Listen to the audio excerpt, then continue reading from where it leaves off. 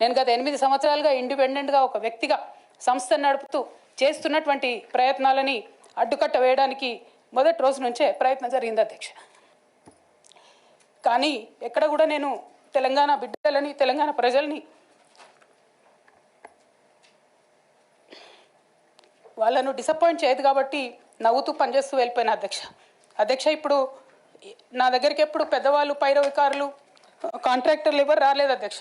నేను ఎప్పుడు కూడా పేద ప్రజల మధ్యలోనే ఉండి పనిచేసిన అధ్యక్ష. ఎవరు వచ్చిన అధ్యక్ష నేను కాదనకుండా నాకెంత వీలైతే అంత పనిచేసి పెట్టేటటువంటి ప్రయత్నం చేసిన అధ్యక్ష. కేసీఆర్ గారు చుట్టూ ఉన్నటువంటి కొందరు వ్యక్తులు తప్పక చెప్తున్నాను అధ్యక్ష ఈ మాట. ఎందుకంటే భారతదేశ రాజ్యాంగం ప్రకారం రాజకీయ పార్టీలు ఏవైనా కూడా ప్రజలకు ఒక దిక్సూచిగా నిలవాలి అధ్యక్ష, ప్రజలకు ఒక దారిదీపంగా నిలవాలి.